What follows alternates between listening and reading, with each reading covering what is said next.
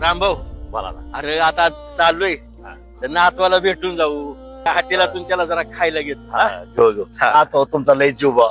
नातू म्हणजे दुधावरची साई नसती का आणि आजोबाचा शेवटचा मित्र म्हणजे नातू. चला आता खायला घेऊ. हो शेठ जरा हातपाव शेवरी उडी द्या ना नातवाला शेवरी उडी लई आवडेल. चला तात्या लवकर वर खबर का घरी वाट बघ. अरे दादा घटकाभर थांबून निघू आपण हा? आलो घरा.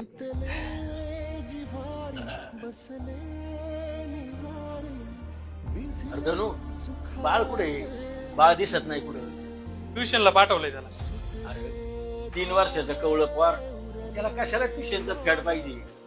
खेळण्या बागडण्याचं वय त्याचं लाभ काय अलीकडे कळतच नाही बाबा या लोकांना. तुम्हाला नाही कळायचं शाळेचं महत्व. अरे धनु बाळ आल्यावर त्याला हे खायला दे बरं का.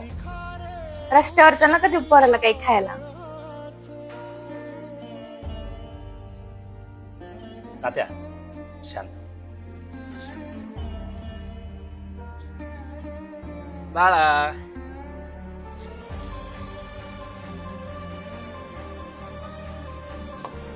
नाताला भेटतो तू निघू आपण हा?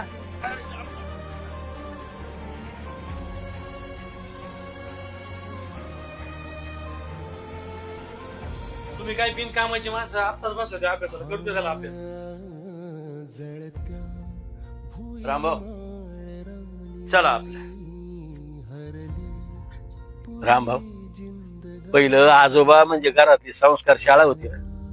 मांडीवर बसून आजोबा नातवाला गोष्टी सांगायचे.